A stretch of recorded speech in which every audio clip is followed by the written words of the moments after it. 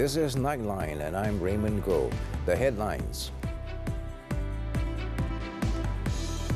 IPIC Aabar to pay $1.8 billion to settle 1MDB dispute. And KLIA Autogate system facilities now open for foreigners.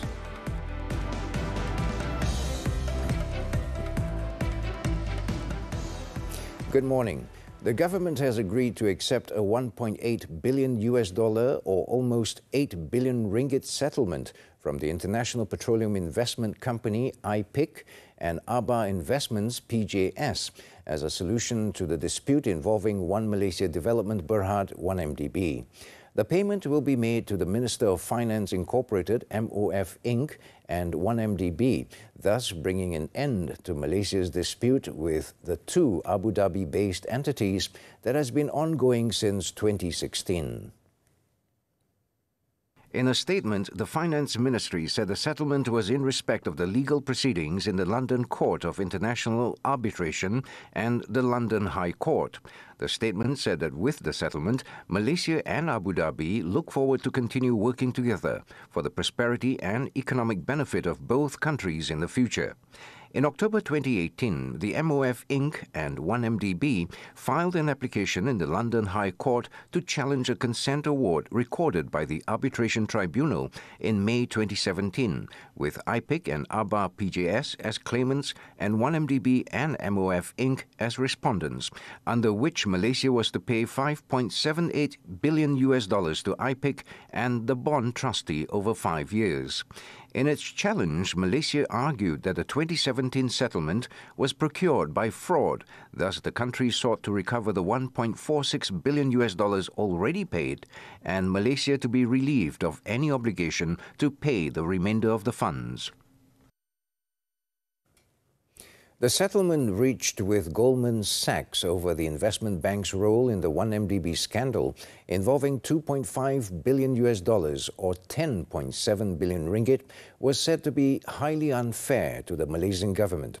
Titi Wangsa Member of Parliament, Datuk Sri Johari Abdul Ghani, therefore urged the government to review the negotiations conducted by the previous administration. Saya nak, kalau boleh kita tengok balik. Asset recovery 1MDB ni banyak. Tetapi kita tak nak Goldman Sachs ambil fine yang kita buat. Kita fine 1MDB, kita fine M-Bank 2.8 bilion, kita fine Goldman, Deloitte, KPMG. Dia tak boleh tolak daripada perjanjian yang dia dah sign. 1.4 bilion US itu dia kena bayar. Dia tak boleh tolak daripada apa yang kita nak buat. Sebab itu saya nak minta kerajaan melihat ini semula. Kita rasa tak adil. Hanya dalam skandal yang begitu besar, kita menumpukan hanya politik untuk kita dapat balik duit kita. Kita satisfied dapat 2.5 bilion kerana kita tercapai kita punya objektif untuk politik kita. Jadi saya nak kita tengok dari segi soal negara. Siapa bersalah, ambil tindakan. Tak peduli. Tetapi apabila kita boleh recover, kita recover. Kenapa kita nak korbankan duit yang kita boleh dapat daripada investment bank nombor 1 dalam dunia? Apabila kita mempunyai 65 bilion hutang dan mereka yang raiskan bond ini 65 bilion mendapat fee 606 million Saya betulkan tadi, bukan bilion, million. 606 million Sudah tentu apabila kita ada lawyer yang mewakili 1MDB ini, dia mesti melihat ini secara total. Berapa banyak interest yang kita dah bayar. Soalnya sekarang ini, dulu mungkin kita tak tahu, tetapi bila kita dah tahu bahawa Goldman Sachs terlibat secara langsung, menjadi financial advisor dan juga lead manager. Dia juga advise dan dia juga beli bond tersebut dan dia pusing semua, akhirnya dia dapat banyak tu. Dan dia know that this bond it's not necessary. Speaking at the debate session in the Dewan Rakyat on Sunday, Datuk Sri Johari, who is also the former second finance minister, emphasized that the probe into the 1MDB should not be politically motivated. Apabila berlaku penyiasatan ini, saya nampak bahawa penyiasatan ini hanya tertumpu kepada politik. Dia sepatutnya melibatkan semua pengurusan. Agak impossible sesuatu organisasi yang mengeluarkan 6.5 bilion bond, hanya satu orang saja yang tuan naik mahkamah. What happened to the senior management yang dapat gaji besar-besar milion-milion ni? Jadi ini yang saya nak, supaya saya nak Yang Amat Berhormat Tambun kena perhatikan benda ini. Sebab saya tak nak Perdana Menteri pada masa-masa akan datang, apabila kita ada skandal, semua orang yang bekerja dalam entiti-entiti tersebut offer themselves to be a crown witness. That's wrong. Kita kena investigate. He also urged the government to reconsider the role of lawyers representing the 1MDB scandal and those involved in the negotiations. Previously, Prime Minister Datuk Sri Anwar Ibrahim demanded that Goldman Sachs honour its settlement with the government regarding its involvement in the 1MDB scandal, which was signed in July 2020. Under the negotiations, Goldman Sachs was required to pay $2.5 billion in cash, in addition to guaranteeing the return of $1.4 billion in 1MDB assets seized by authorities around the world. Meanwhile, Datuk Sri Johari also raised the issue of subsidies as well as the government's decision to implement targeted subsidies in stages. Apa yang saya nak tekankan ialah subsidi bersasar ini kita sudah tidak boleh tangguh. Kita kena buat. Kalau kita tak buat, OE kita ini akan berterusan kita laporkan tanpa melihat bagaimana kita mengalihkan pembahagian subsidi ini kepada masyarakat-masyarakat yang memerlukan, dan dengan secara tidak langsung apabila kita nak membasmi kemiskinan, kita tak payah pinjam duit banyak sangat. Sebab kita cuma alihkan pembahagian subsidi ini yang berjumlah hampir 40 bilion ringgit untuk minyak saja. He added that fuel subsidies incurred by the government increased to 41 billion ringgit last year, compared to 2.8 billion ringgit in 2018. He stated that based on a study by Bank Negara Malaysia, only 4% of the B40 group benefited from the subsidies, while others who also enjoy the benefit include those in the high-income group, or T20, at 42%. The use of the automated entry system, or auto gates, at the Kuala Lumpur International Airport, KLIA, will be extended to foreign travellers from 10 low-risk countries, including from Singapore, Brunei, New Zealand and G7 nations. Home Minister Datuk Sri Saifuddin Nasution Ismail said this is one of several measures implemented by the ministry in order to ease the waiting time and crowd congestion at KLIA. Dan tadinya saya dapat menyaksikan sendiri travellers dari Jepun, dari England, dari Australia. Itu 4 travellers yang pertama yang memulakan pembukaan autogate. Kita ada berapa Kevin? Semuanya 10. Maknanya mereka ni keluar balik nanti pun mereka boleh guna. Mereka tiba pun mereka boleh guna. He said this during the launching of the new Autogate clearance system for foreigners in KLIA on Monday. Datuk Sri Saifuddin, however, said the Autogate system facilities for foreigners will only be operable during peak hours. During low traffic periods, such as late at night when there are fewer flights, international travellers will still be required to undergo manual clearance at immigration counters. In the meantime, he said the Home Ministry was looking into further measures to ease congestion at the country's international entry points. In November last year, the Immigration Department had previously extended the use of the Autogate entry system at KLIA to foreigners who possess long-term visitor passes. Meanwhile, the Immigration Department is taking several proactive measures to overcome the issue of serious congestion over passport-related matters. Datuk Sri Saifuddin said among the steps taken are to increase the number of working days on Saturdays and Sundays, especially at passport-issuing offices, which are experiencing significant congestion. Sehinggalah hari ini, kita telah keluarkan hampir 2.5 juta pasport. Daripada 2.5 juta pasport itu, 45% adalah permohonan secara atas talian. Dia mengisi borang, ikut syarat, gambar yang berkualiti, dia isi dalam tak sampai 5 minit. Cuma pasport dia itu akan ambil masa untuk beberapa hari. Berbanding dia walk in, hari itu juga siap. Itu je beza dia. Dr. Sri Saifuddin said there are 20 passport offices facing high congestion, namely 9 in the Federal Territory and Selangor, 5 in Johor, 3 in Perak, and 1 each in Malacca, Pulau Pinang and Kedah. He said 10 million ringgit has also been allocated for overtime payment. It was previously reported that after the threat of COVID-19 infection had eased, the number of passport applications have increased to the point that it has caused serious congestion at passport issuing offices, especially in the Klang Valley. The government did not propose salary increments for civil servants in the 2023 budget because it could lead to a large budget deficit. Prime Minister Datuk Sri Anwar Ibrahim, who is also the Finance Minister, said a high budget deficit could dampen investors' confidence in the country, as they would not be convinced there is a strong political will to manage the country well. Apa dia problem kita? Hutang 1.5 trilion, defisit 5.6%. Kalau kita tambah gaji, defisit jadi 6.5%. Tak ada orang datang melabur lagi negara. Jadi sabarlah sekejap. Itu pun saya dah lebih dah hasil yang banyak itu saya cuba curahkan.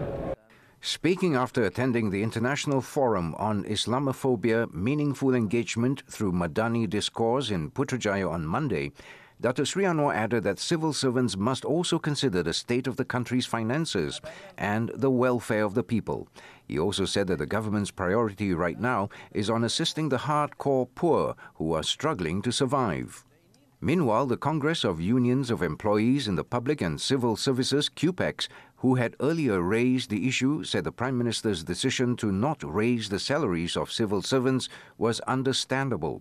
Its president, Dato' Adnan Mat, said QPEX accepts the decision and are confident that the Prime Minister has his own ways to take care of the civil servants' well-being. He said despite the lack of salary increase, the civil servants will continue to provide their undivided service in supporting and implementing government policies. On another matter, Dr. Sri Anwar said Muslims need to address Islamophobia through reasoned discourse in accordance with Maqasid Sharia and not enmity or hatred to maintain order and peace. The Prime Minister said that radical actions of several Muslims would not bring any positive effect towards the issue. In his keynote address, Dr. Sri Anwar said reform of ideas is needed in both the West and the Muslim world to have a better understanding of each other. Wacana itu atau dialog harus juga di peringkat negara dan juga peringkat internasional. Kerana orang melihat Malaysia itu harus mainkan peranan kerana kita ini juga walaupun Islam agama persekutuan, tapi kita juga merangkul kekuatan semua kaum dan agama. In his press conference, Datuk Sri Anwar also commented on the allocation of 10 million ringgit to the Yayasan Restu for the immediate distribution of 20,000 copies of Al-Quran in Swedish as well as other major languages through the 2023 budget. He stated this would benefit the people in general in increasing their understanding of Islam. Meanwhile, at the same event, Foreign Minister Datuk Sri Zamri Abdul Qadir said Malaysia will not allow Islamophobia to continue unabated, as this would implicate the country in violating fundamental human rights. He said Muslims should have the right to profess their faith without fearing discrimination, persecution and intimidation, as the right to believe and practice one's religion is enshrined in international law as a fundamental human right. Islamophobia not only affects the life of millions of people, but also erodes the very fabric of society and threatens the values we hold dear as Muslims. He added that the root cause of Islamophobia lies in misinformation. Thus, it is often linked to broader social and political issues such as xenophobia, racism, and anti-immigrant sentiments that are also fueled by a lack of unbiased information. In the meantime, he said Malaysia will continue to play a leading role in spearheading Malaysia Madani's agenda in promoting the tenets of Islam and combat Islamophobia at international fora. He added that Wisma Putra's unwavering commitment to combat Islamophobia on a global level will remain strong, together with other leading actors such as the Organization of Islamic Cooperation, OIC. Malaysia has conveyed a request to Saudi Arabia for a higher Hajj quota of 31,950 pilgrims next year, in line with the increase in the country's population. Minister in the Prime Minister's Department for Religious Affairs, Dr. Muhammad Naim Mokhtar, said he conveyed the request during a meeting with Saudi's Hajj and Umrah Minister, Dr. Taufik Fauzan Muhammad Al Rabiah, on Monday, who is on a 3-day working visit to Malaysia.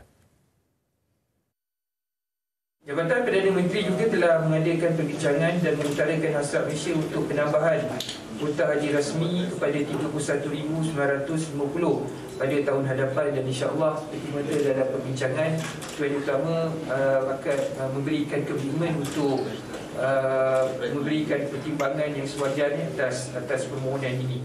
Dato' Muhammad Naim said this during a press conference after the meeting at his office in Putrajaya. Meanwhile, Dr. Taufik, in his speech, said the Saudi government welcomed the arrival of Malaysian Hajj and Umrah pilgrims to the Holy Land and assured that it would continue to improve various facilities to ensure the comfort of the pilgrims. The Saudi government also plans to increase flights from Malaysia to the kingdom from 49 to 70 per week.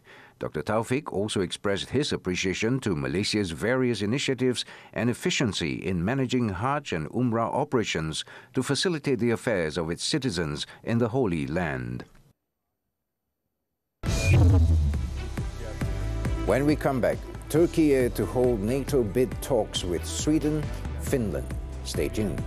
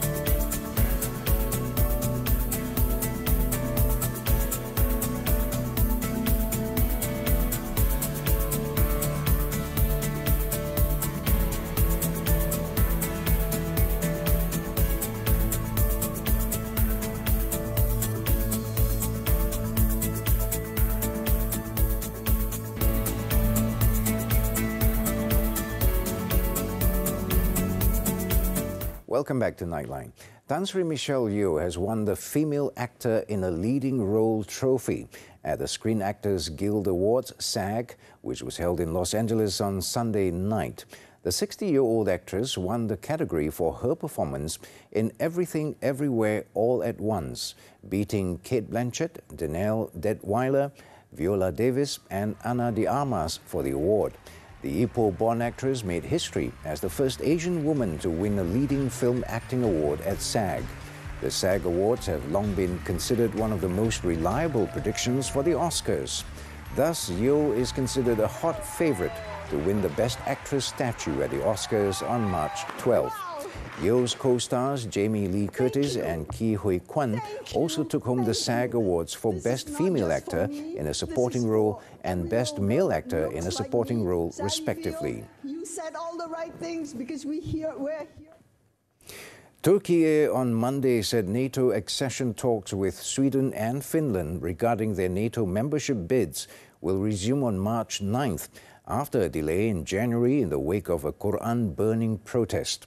Speaking in Ankara, Turkish Foreign Minister Mevlut Cavusoglu stated that the meeting, which will take place in Brussels, will discuss the implementation of the memorandum signed between the countries. The minister, however, noted that if it is not possible for Turkey to give consent to NATO bid before Sweden fulfills its commitments under a three-party protocol signed in Madrid in June. He also made it clear that Turkey looked warmly on Finland's bid, saying it may separate Sweden and Finland's membership process.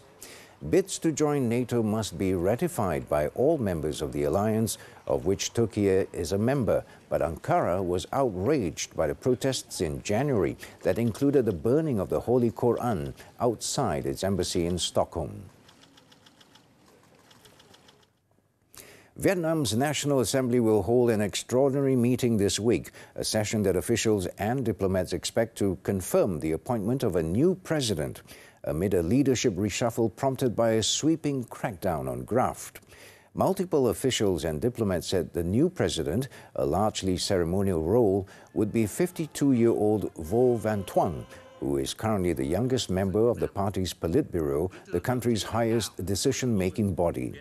His appointment comes amid an anti-corruption campaign dubbed the Blazing Furnace, under which hundreds of officials have been investigated and many top political figures have been dismissed, including 2 deputy prime ministers. Thuong is seen as being close to Vietnam's most powerful figure, General Secretary Nguyen Phu Trong, who is the main architect of the anti-graft campaign. Last month, the country's president, Nguyen Xuan Phuc, resigned after the ruling Communist Party blamed him for violations and wrongdoing by officials under his control.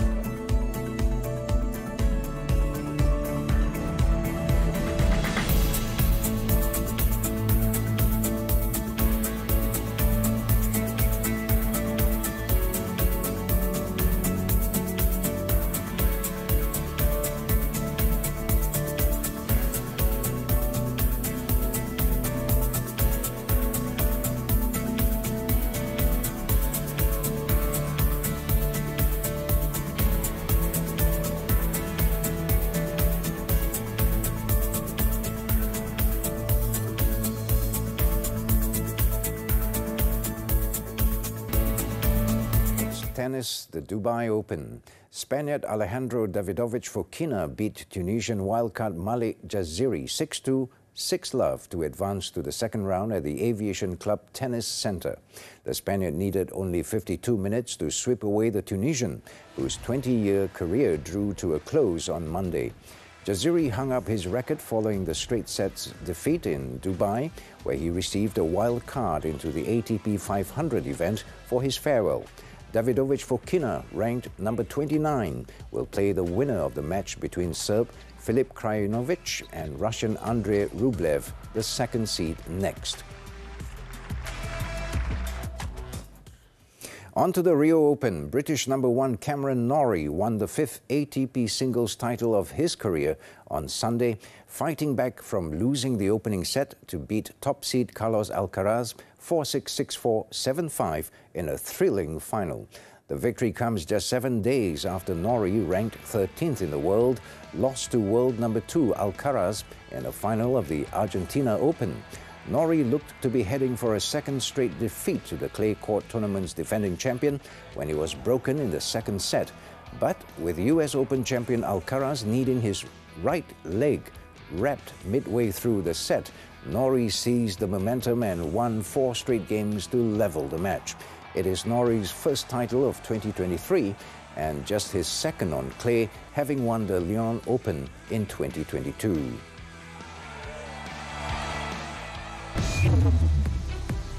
Man pleads not guilty to molesting niece. This and more when Nightline returns.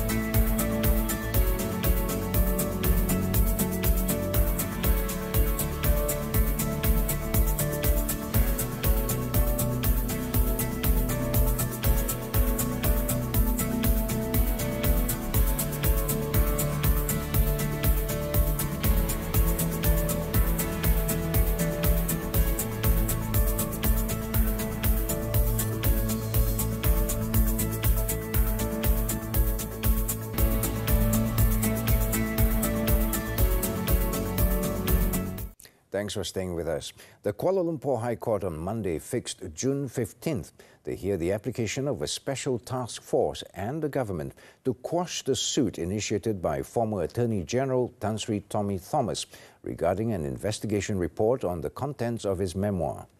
Tan Sri Thomas filed the suit naming the Special Task Force's chairman, Dato Sri Fong Joo Chung, 7 other members of the team as well as the government as defendants. The former Attorney General, Tan Sri Thomas, sought a declaration that the government's report on the investigation into his book was invalid and violated his right to his reputation as protected by the federal constitution. On October 8, 2021, the Cabinet set up a special task force to conduct a study on the revelations contained in the book. On October 13th last year, the government declassified the Special Task Force's report, which, among other things, recommended that Tan Sri Thomas be investigated for possible offences. In Terengganu, a man pleaded not guilty at the Kuala Terengganu Sessions Court on Monday to a charge of committing physical sexual abuse against his niece 3 years ago. The 21-year-old man made the plea after the charge was read before Judge Nazliza Muhammad Nazri. According to the charge sheet, the accused was charged with committing physical sexual abuse against the victim, who was 10 years old at the time of the incident, in a house in Kuala Terengganu between January and March 2020. The accused was charged under the Sexual Offences Against Children Act, which provides a maximum sentence of 20 years in prison and caning if found guilty. The court set March 27th for mention and allowed the accused to be released on 20,000 ringgit bail with one surety.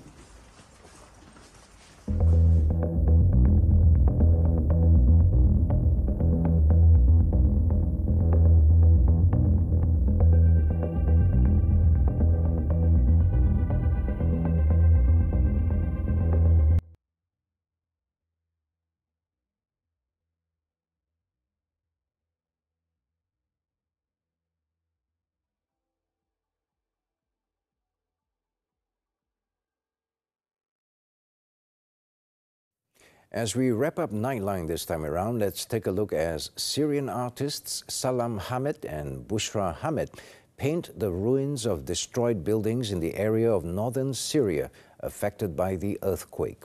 With that, I'm Raymond Go. Thank you for watching. Stay safe and make sure you have a good week ahead.